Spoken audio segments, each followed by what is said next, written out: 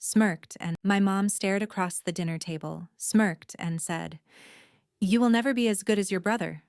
Everyone laughed like it was a joke, like I should just swallow it the way I always do. My name is Alexis Carter. I am 29, and for years I have paid their bills in silence, but that night something in me snapped. I pushed my chair back, my heart pounding so loud I could barely hear myself, and I said, "Fine. Then tell him to cover everything from now on, because I am done sending money." The room went quiet in an instant. My mom blinked, confused, then narrowed her eyes at me like I had just insulted her. "What money, Alexis? We have never received a single dollar from you." She said it so confidently that for a second I almost questioned my own memory. Almost? I just looked at her and felt every late-night transfer, every emergency payment, every time I chose their bills over my own life slam back into my chest. I work with numbers for a living. I live in spreadsheets and reports. I know exactly where my money goes. So when she tried to erase all of it with one sentence, I realized this was never about forgetting. This was about pretending I did not matter. I took a breath and told her, "If you really want to say that, I guess I will have to show you." Because I kept everything. Every transfer, every note, every so-called little favor. I had the receipts, all of them, printed and waiting. And when I finally laid them on the table in front of my family, my mom went pale before she even finished the first page. If you want to know how that stack of paper blew up years of favoritism and turned the perfect golden boy story upside down, stay with me until the end. Before the day my mom went pale over those receipts, it was supposed to be just another Sunday dinner at my parents' place in Tacoma. The kind of thing we had done so many times, it felt less like family time and more like a routine I was expected to show up for. I left my apartment in Seattle late that afternoon with my laptop bag on the passenger seat, because my dad always had one quick thing he needed help with online, and a container of homemade chocolate chip cookies sliding around in the back, because my mom always said mine tasted just like the ones her mom used to make. Traffic on I-5 was slow, brake lights stretching out in front of me, and the whole drive down I found myself mentally scrolling through my budget instead of the playlist on the radio. The automatic payments I had set up for their utilities were due that week, plus the little transfer I had done a few days earlier for their phone bill. I kept telling myself it was fine. I had a decent salary. I was good with money. This was what being responsible looked like. By the time I pulled into their driveway, Brandon's big SUV was nowhere in sight, which did not surprise me at all. Being on time was my job in this family. I walked in with my cookies, set them on the counter, and my mom, Diane, kissed my cheek with a quick, distracted peck. "Right on time, of course you are, Lexi. You are my responsible girl," she said, like it was this cute inside joke between us. It never landed that way for me. Responsible girl sounded less like a compliment and more like a job title I had never applied for. My dad, Rick, was at the dining table with his reading glasses low on his nose, scrolling through something on his laptop, a messy pile of envelopes and a calculator beside him. He barely looked up except to say, "Hey, kiddo, remind me later. I need your help with some online stuff. Okay?" He said it casually, like asking me to pass the salt, as if my time and brain were just part of the house inventory.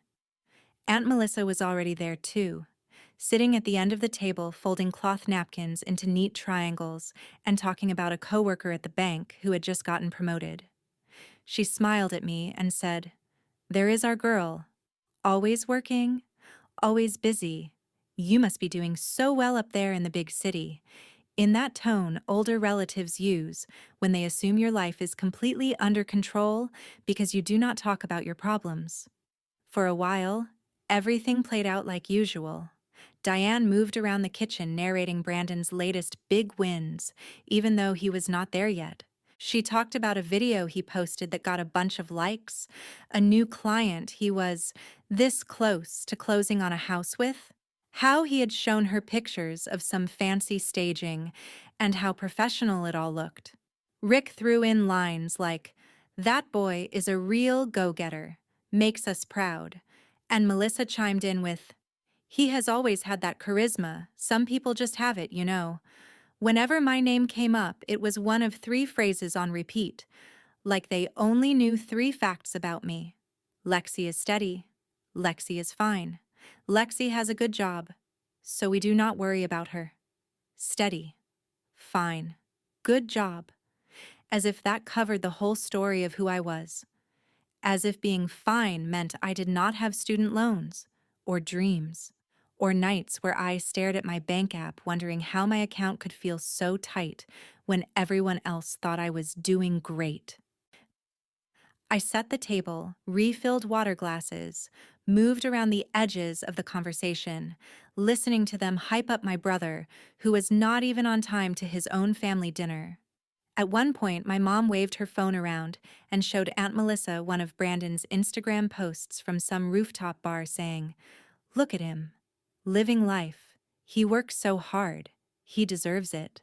The part where he had called me last month to ask for money because a deal was a little slow right now did not make it into the story.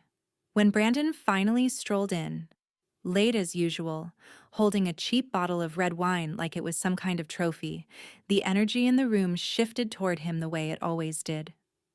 He kissed my mom on the cheek, clapped my dad on the back, nodded at Melissa, and gave me a half hug while still looking at his phone.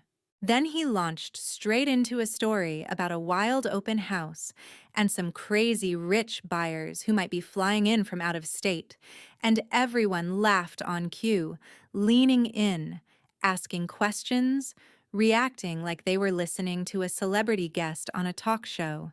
My dad clapped him on the shoulder and said, "That is my boy, out there making things happen," and my mom was practically glowing. Aunt Melissa literally adjusted the napkins again like she was setting a stage. I sat there with my plate, listening, thinking about the text my mom had sent 2 days earlier asking if I could cover the phone bill just this once, and the Amazon order she had forwarded me, "In case you want to help," with a little heart emoji tagged on like a softener. Nobody mentioned any of that. Nobody mentioned the late-night transfers that kept their internet on, or the groceries I had paid for last month when my mom said prices were killing them. At one point, between stories, my dad joked, "Brandon is the man of the house now. We would be lost without him." And everyone chuckled. My mom nodded proudly and added, "He just has a gift. Everything he touches turns into an opportunity." Then she turned to look at me with that same smile, the one that never quite reached her eyes when it was aimed my way, and dropped the sentence that had been hanging in the air for years but never said so plainly out loud. She shook her head like she was stating a simple fact, not a judgment, and said, "Lexi, you will never be as good as your brother." When she said that, "You will never be as good as your brother," it was like someone finally hit unmute on a reel that had been playing in my head for years. Because the thing about moments like that is, they never come out of nowhere. They sit on top of a pile of smaller cuts you pretended did not hurt. Mine started when I was 23, fresh out of grad school, working my first real job as a junior analyst, still sharing an apartment with 2 roommates and eating a lot of frozen dinners. One night, my dad called sounding more stressed than I had ever heard him. There had been a bad storm. The roof over the garage was leaking, and the repair guy wanted a deposit they did not have until the end of the month. He said it so quietly, like he was ashamed to even ask, "Lexi, could you spot us 150? Just this once, we will pay you back when things calm down." I stared at my own bank app, did the math, and said yes without thinking, because that is what you do for family, right? The payback never happened, but the calls kept coming. At first, it was every few months, a utility bill that got higher than expected, a medical copay, a car registration fee. Then it turned into a routine. I set up a monthly transfer for their power and water, around $250, because my mom texted that she could not sleep when the bill was late. A few months later, I added 90 for their car insurance because my dad was tired of being on hold with the company. On top of that, there were the little things: 60 here for a Walmart pickup, 40 there for a Target run because my mom said she wanted to stock up when there was a sale. Every time, the tone was the same. We just need help this month, sweetheart. We will get back on our feet soon. You know how it is.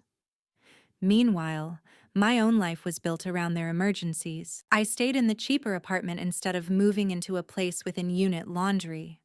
I put off replacing tires that were past due because I had just sent money for their past due internet bill. My friends planned a weekend trip to California one summer, and I told them I could not swing it without saying out loud that I had wired $300 to my brother for a temporary cash flow issue, so he would not lose a client. When Brandon wanted to sign up for some high-priced real estate coaching course he swore would change everything, my mom called me crying about how this was his big chance, and they did not want him to miss it. I ended up covering the last $300 he needed, and they all thanked me like I had just paid for a pizza, quick and casual, then moved on. It was not just the money, either. I spent my Saturdays driving down to Tacoma to fix things they did not want to pay a technician for. I set up online banking for my dad because he hated all the passwords. I untangled their internet when it went down. I synced my mom's phone to the TV so she could stream her shows. I sat at their dining table helping Brandon rewrite his bio for his website and polishing his LinkedIn so he could look more professional. When he got compliments on how sharp his profile looked, he never once mentioned I had written every word. And whenever anyone asked my parents how they were managing, they would smile and say, "Brandon is doing so well. He is really taking care of us. That boy is such a blessing." While I stood there knowing the automatic transfer hitting their account on the first of the month had my name on it, not his. The more I gave, the more invisible I felt. In their version of the story, I was the stable background character, the one you do not worry about, the one who will always pick up the slack, while Brandon was the star, the golden child whose charisma paid the bills, even when my actual cash was the only reason the lights stayed on. The night my mom told me I would never be as good as my brother, I smiled tight, swallowed the burn in my chest, and finished my dinner like nothing had happened. I helped clear plates, packed up leftovers, hugged everyone goodbye, and drove back up I-5 in the dark, with my hands gripping the steering wheel a little too hard. My phone buzzed a few miles out of Tacoma. It was my mom, Diane, texting a list like she always did after I left. "Can you pick up some paper towels and toilet paper this week? Also, the Netflix bill went up again. Can you cover it? Just until we sort things out. Love you." A little heart emoji at the end, like that made it softer. I stared at the screen at a red light and felt something inside me tilt. I had just been told to my face that I would never measure up to the son who did not even bring a real gift to dinner, and somehow I was still the one being asked to grab basics and cover streaming. When I got back to my apartment in Seattle, I dropped my keys on the counter, kicked off my shoes, and went straight for my laptop. No TV, no shower, no scrolling, just the cold light of my banking app. I logged in and pulled up my transaction history. At first, it was just to prove to myself that I was not crazy, that I had not imagined the last 5 years. But habits from work kicked in. I exported the last few years of transfers into a spreadsheet, the way I would for a client. I filtered by my parents' names, by the memo lines I always wrote, things like utilities, car insurance, phone bill, grocery run, Brandon course, Brandon gas. Row after row filled the screen. 250 here, 90 there, 60, 40, 300, 150, over and over. My fingers flew over the keyboard as I added it up. When the total popped up at the bottom, I just sat back and stared. $26,750? That was a car. That was a down payment. That was a retirement account that actually had a chance. And that was just the money I could track with clean labels and dates. It did not even include the cash I slipped into my mom's hand when she said she was short at the grocery store, or the times I filled up my dad's gas tank without saying anything.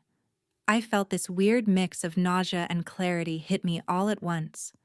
At work, if someone tried to pretend a number like that did not exist, we would call it what it was: denial or manipulation. Just because it was family did not make it less real. A few minutes later, another email came in from my dad. Subject line: Family Finances. He had attached a blurry photo of a stack of bills and wrote, "We should all sit down Sunday and talk about how everyone can contribute on a regular basis. Bring your checkbook." No mention of what I had already been contributing. No acknowledgement that my regular contribution had been quietly propping them up for years. I could feel that old familiar script starting to run in my head, the one that said, "Just do it. It is easier than fighting. You can catch up later." But this time I did not click away. Instead, I opened a new folder on my desktop and named it Receipts. I went back through my banking app, my email, my text confirmations, and saved every transfer and payment that had gone to my parents or to Brandon in the last 5 years. I took screenshots, downloaded PDFs, and organized them by year. It took less than an hour because this is literally what I do for a living, but by the time I was done, I had a tidy document that told the story my family refused to see. I printed the whole thing at work the next day on my lunch break, hole punched it, and slid it into a plain black binder. On the front, I wrote one word in block letters: family.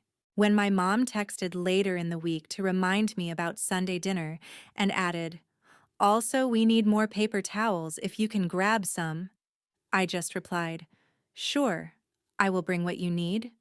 But what I was really thinking was, you wanted paper. You have no idea what I am about to put on the table. Sunday came faster than I wanted it to. I drove back down to Tacoma with a case of bulk paper towels in the trunk and that black binder sitting on the passenger seat like a passenger with its own agenda. My mom had texted that morning. Just a small family meeting before dinner. Nothing big. Love you. And added a smiley face. I stared at it for a long second before tossing my phone onto the couch and grabbing my keys. When I walked into the house, it felt different from the usual Sunday dinners. There was less noise, fewer smells from the kitchen. The table was already cleared except for my dad's laptop, a messy stack of envelopes, and a yellow legal pad with numbers scribbled all over it. Rick looked up and gave me a tight smile.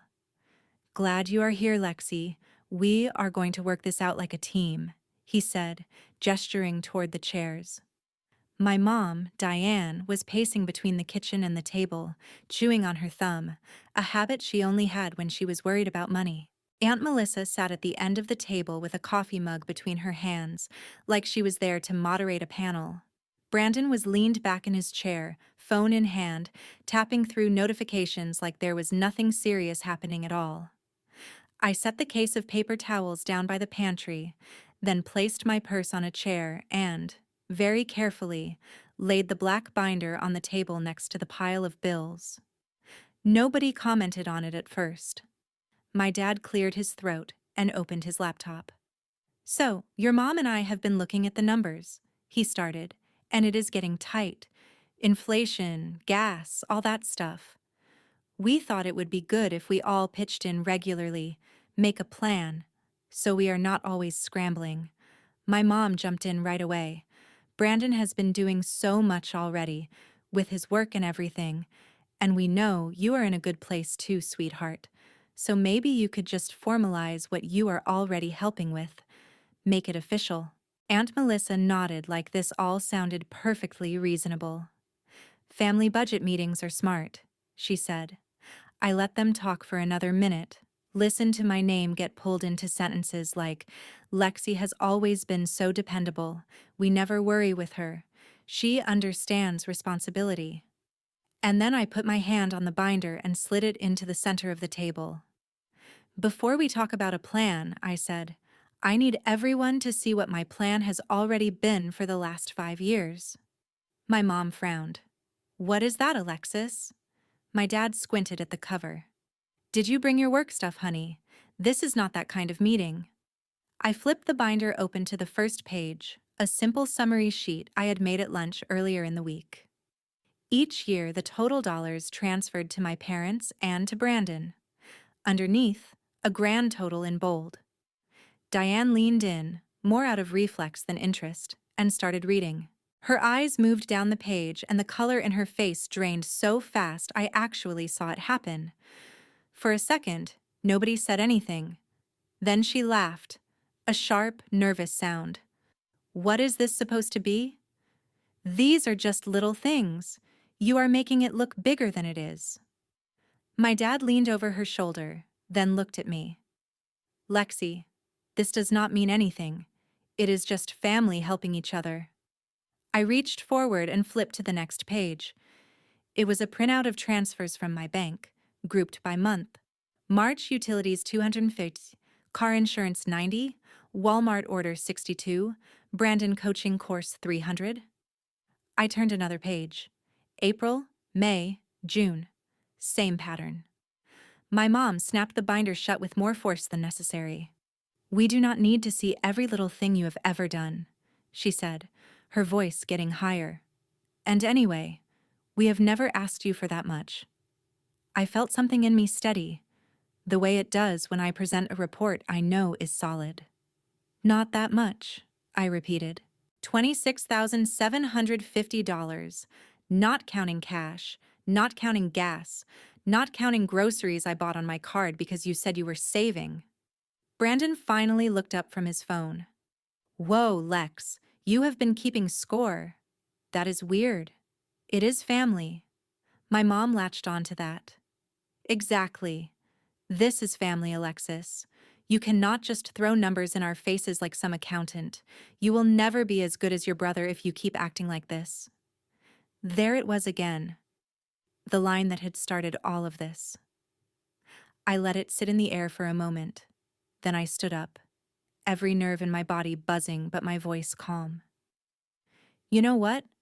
I said. If I am never going to be as good as Brandon no matter what I do, then tell him to pay the bills.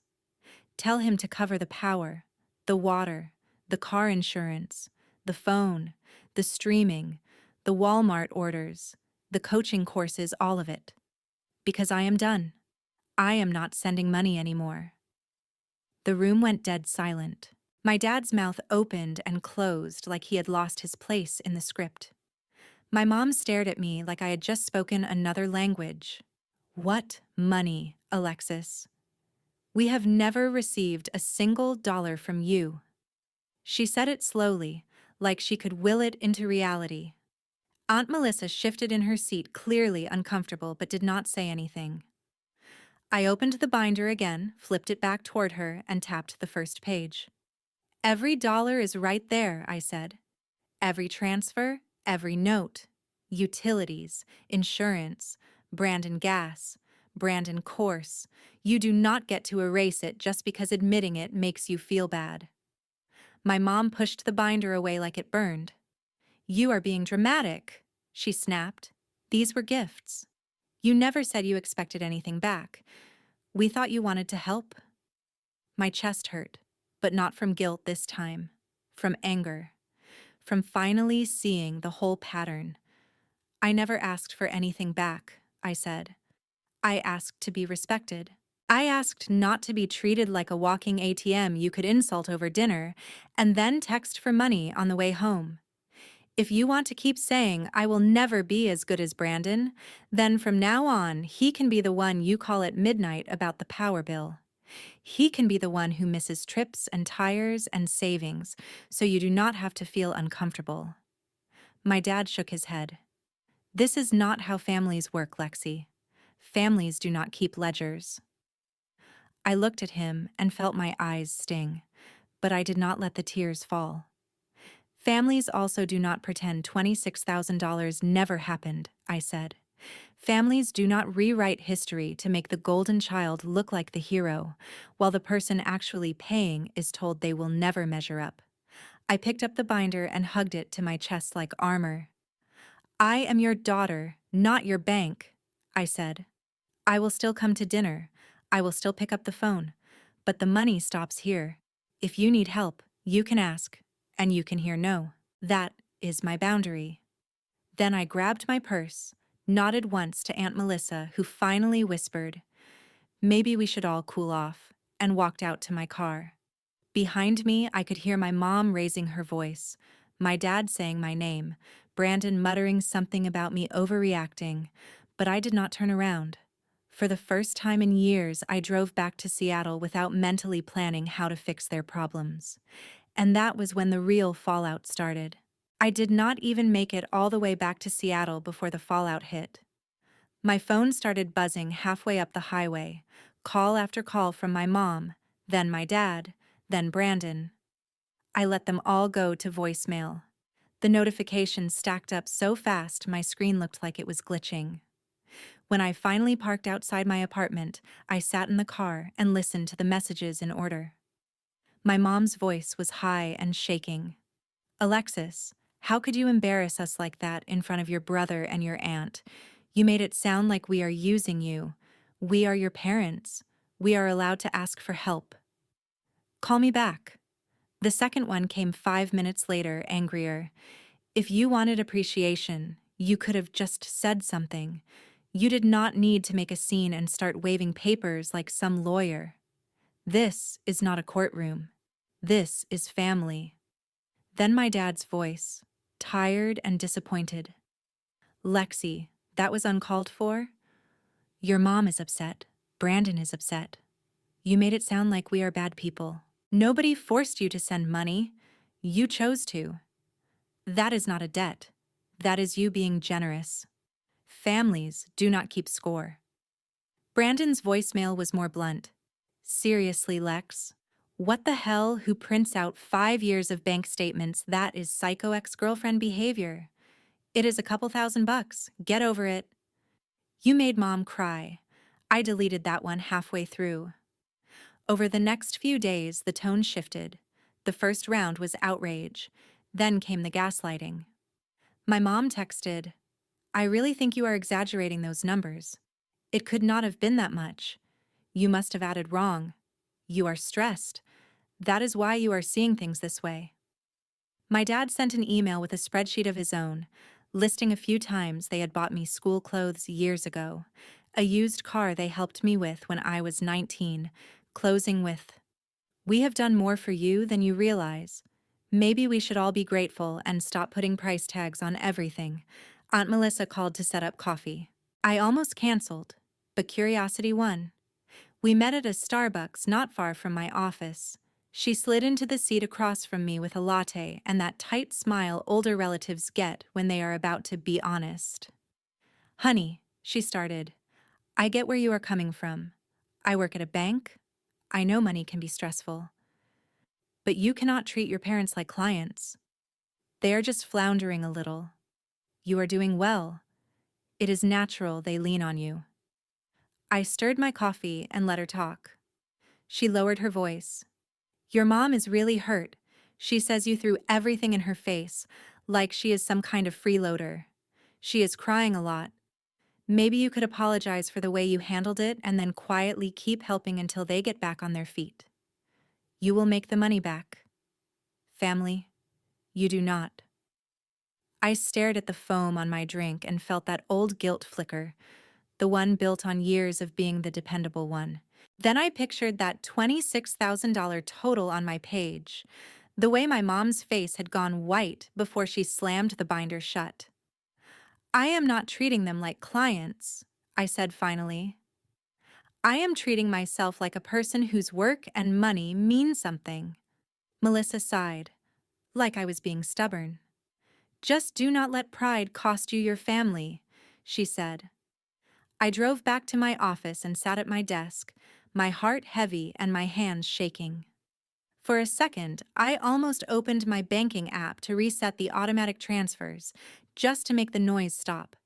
Instead, I opened a different tab. I canceled every recurring payment that had my parents' name in the memo. Utilities, gone. Car insurance, gone. The monthly grocery top-up, gone. Then I set up a new automatic transfer, same total amount, but this time from my checking into a separate savings account labeled Me. I opened an IRA I had been putting off for years and scheduled a small monthly contribution.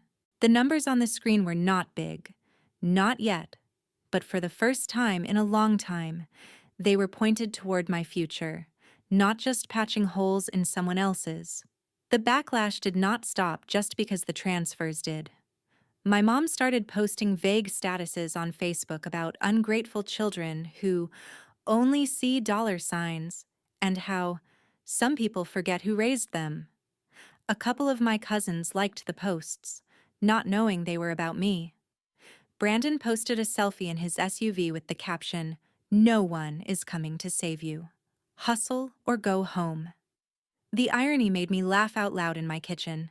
At the same time, real-world consequences started to show up. My dad accidentally sent me a photo of a shut-off notice for their internet, meant for my mom, before following it up with, "Sorry, wrong person.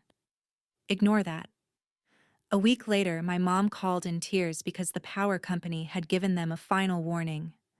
In the past, that would have been my cue to log in and fix it. This time, I said, "I am sorry you are dealing with that. Have you called them to set up a payment plan and then sat in the silence that followed?" Brandon texted me one night. "Need a quick 300 to lock down a staging company for a big listing. Promise I will flip it back next month. Big commission's coming." I stared at the message for a long minute, my thumb hovering. Then I typed, "I am not sending money anymore, remember," and hit send. He replied with 3 eye-roll emojis and, "Guess the receipts changed you. Good luck when mom cuts you off." My chest hurt after messages like that, like someone was pressing a thumb into a bruise. There were nights I lay awake thinking about their house going dark, about my mom pawning jewelry, about my dad picking up extra side jobs and wearing himself out. But then I would think about all the nights I had skipped dinners with friends to hit their due dates, the trips I had not taken, the savings I did not have, all so they could keep pretending my brother was carrying them. A few weeks in, the evidence of their adjustment became more obvious. My mom mentioned in passing that she had sold some of her old jewelry online. "Your dad said I should not. But what choice do we have?" She sighed, waiting for me to take the bait. I did not. My dad picked up a weekend job doing maintenance for an apartment complex. He complained about the drive and the extra hours, but he did it. Brandon stopped posting quite as many flashy nights out and started posting from open houses and coffee shops instead. Word got back to me through a cousin that he had lost a potential client because he could not front some staging costs, and the buyers went with another agent. Somewhere in the middle of all that, I started to feel different too. I used the money I would have wired to them to sign up for a basic gym membership and a cheap yoga class. I went on runs after work along the waterfront instead of sitting at home refreshing my bank app in dread. I took one of my closest friends out to dinner and did not mentally calculate what that money could have covered at my parents' house. The guilt never completely disappeared, but something else started to grow alongside it. Relief. Space. The sense that I was finally stepping out of a role I had never agreed to play. The more their anger and guilt trips bounced off my new boundary, the more I realized that this was the real revenge, not the binder itself. Not starving them, not punishing them, but forcing them to live without the invisible safety net they had built out of my silence. And as the weeks turned into months, the calls about money slowly turned into something else. Or, in some cases, into nothing at all. Months passed, and the screaming in my phone finally faded into a kind of uneasy quiet. The first thing to go were the long, angry voicemails. Then the guilt-soaked texts slowed down. Eventually, the notifications from my family were mostly pictures of my parents' dog in a Halloween costume or a blurry sunset from their porch, with captions like, "Thought you would like this. Love you." There was never an apology. Not really. Nobody said, "Hey, we were wrong to pretend your money did not exist." But something had definitely shifted. When I drove down to Tacoma for dinner now, the house looked a little different. Some of the nicer decorations were gone. The cable package was clearly basic. No more premium channels playing in the background. My dad, Rick, talked about his weekend maintenance job at the apartment complex like it was just something men his age did, nothing to be embarrassed about. My mom, Diane, mentioned a part-time position she had taken at the local library. Just a few shifts a week, shelving books, helping people find things, she said, waving it off, but I could hear the strain and pride mixed together. For the first time in my life, my mom was swiping a time card instead of my account. Brandon toned down the influencer persona a little. He still posted, but the flashy dinners and expensive gear shots were replaced with open house tours and behind-the-scenes clips from showings. At one family dinner, he complained about having to pick up a few shifts at a coffee shop between slow months. "It sucks, but whatever. Grind is grind," he said. Nobody called him the man of the house that night. They talked about all of us, figuring things out, and when the subject of bills came up, everyone looked anywhere but at me. On my side of the fence, life got quieter in the best way. The money that used to vanish into emergency transfers started to stack up. My little me savings account, the one I had set up the day I canceled the auto payments, actually grew. My IRA contributions ticked along in the background. I joined a local running group and made friends who knew me as Lexi, the woman training for a 10K, not Lexi, the daughter who always wires money. I updated my resume, took a certification course my company paid for, and got serious about my own future instead of just holding up everyone else's. One weekend, I finally booked that cheap California trip I had told myself I could not afford for years. Standing on a beach I had only ever seen in other people's photos, I realized how small my life had become when my parents' bills were the center of it. I still go to Sunday dinners sometimes. I still answer the phone when my mom calls, as long as the first words out of her mouth are not about due dates.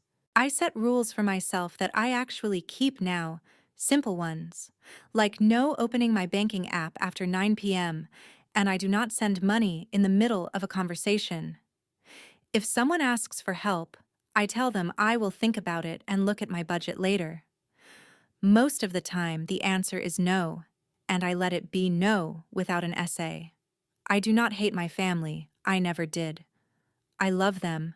I want them to be okay. But I finally understood that loving them and funding their denial are not the same thing. My mom can think whatever she wants about who is as good as who. My worth does not live in her sentences or in a stack of unpaid bills. It lives in the life I am building for myself, one choice at a time.